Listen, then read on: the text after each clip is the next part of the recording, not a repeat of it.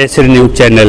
और हमारे सामने इस एरिया के प्रसिद्ध चेहरे हैं राकेश जाखड़ जी, और ये सारे कोई बुरावास से लगभग 5-6 दर्जन गांव के प्रतिनिधि यहाँ पे मेरे साथ मौजूद हैं।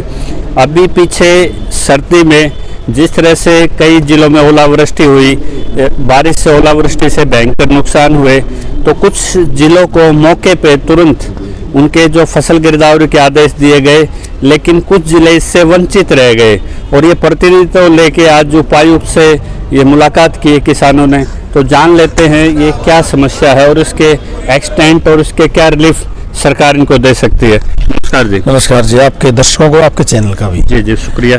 मैं जानना चाहता हूँ कौन कौन से गांव इसमें प्रभावित? गांव ढाना और धनीरवास, सलावास, बुरावास, अपना बीठड़ा, लिल्लाड़ी, जमालपुर, लडान, सुबारा, चांदोड़, अम्बोली, 10 गाँव हैं। सलावास ब्लॉक में सबसे ज्यादा बारिश हुई है, जो आज से 8-7 दिन पहले जो बारिश हुई थी सबसे ज्यादा इस साल 62%, 65 या 62% सबसे ज्यादा हरियाणा के अंदर साल लोग में। कितनी फसलें डैमेज हुई हैं आपकी? लगभग यूँ मान लो 4-5 गाँव की सारी ही फसल खराब हो गई।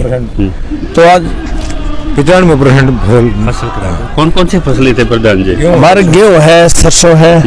मैं तो गेहूँ और सरसों की फसल ज्यादा है। ये जो ऑनलाइन अपलोड करने का सिस्टम था इसमें, तो सीएम साहब ने एक अलाउंस करी थी, अब जिसका भी जो भी नुकसान हुआ है उसके लिए वो एक्सिटी पोर्टल खोलेंगे और उस पर जाके किसान अपलोड कराए। तो हम उस इंतजार में थे कि पोर्टल कब खुलेगा। जब वो पोर्टल जो खुला है तो उसके अंदर डिस्ट्रिक्ट झज्जर का नाम नहीं है उस पर। अगर आप किसान ओपन कराओ तो और 4-5-6 डिस्ट्रिक्ट ऐसा है, 5-6 जिले जो, हाँ, बाकी झज्जर है।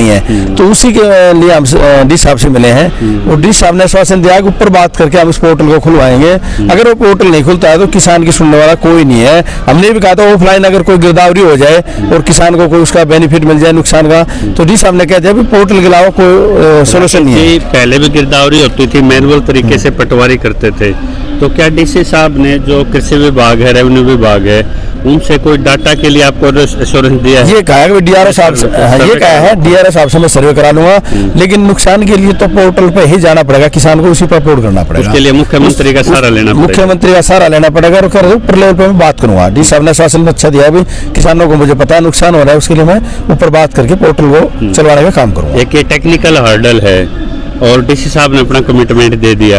ये टेक्निकल हर्डल जैसे हटेगा तो शायद आपका रास्ता प्रशस्त हो जाएगा। तो तब तक आपके पास अपने फोटो वगैरह उसके डैमेज के वो अवेलेबल होते हैं आप लोग? बिल्कुल है जी, फोटो अभी आपको भी दे देंगे हम। जी जी। फोटो भी है, वीडियो भी है। जी। और आज भी मान लो जो गेहूं की फसल उसके ऊपर से पानी है, 6 इंच 1 फीट पानी आज खेतों में खड़ा है। जो एरिया के तहसीलदार हैं, एसडीएम है, बीडीपीओ है, इस तरह के अधिकारियों ने संज्ञान नहीं लिया क्या इसमें? अनऑफिशियल उन्होंने कुछ लिया हो तो अलग बात है, हमारे संज्ञान में कुछ नहीं है। अगर ऐसा किसी ने कोई गिरदावरी अनऑफिशियल की उसके बारे में पता नहीं है। ये हमने अब तो डीसी साहब से कही थी जी, अब तहसीलदार साहब को मुआयना करने खंदा दो हम फिजिकल एग्जामिनेशन। हाँ जी, ठीक है। वो तसल्ली कराया हुआ है कि जब तो जब जाएगी पानी खड़ा है बिल्कुल। क्या एश्योरेंस मिला?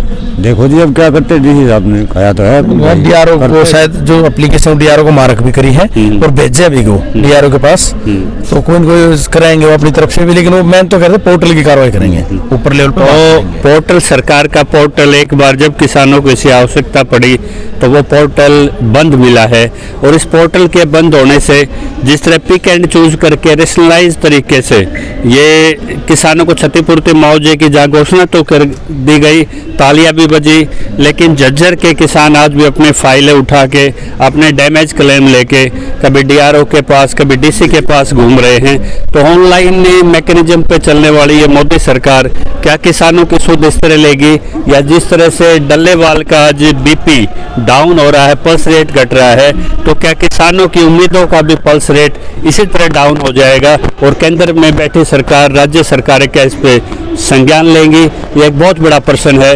इस तरह की समस्याएं जिस भी गांव में हो और किसानों से जुड़ी समस्याओं के अपडेट्स के लिए जुड़े रहिए। जय किसान, जय हिंद।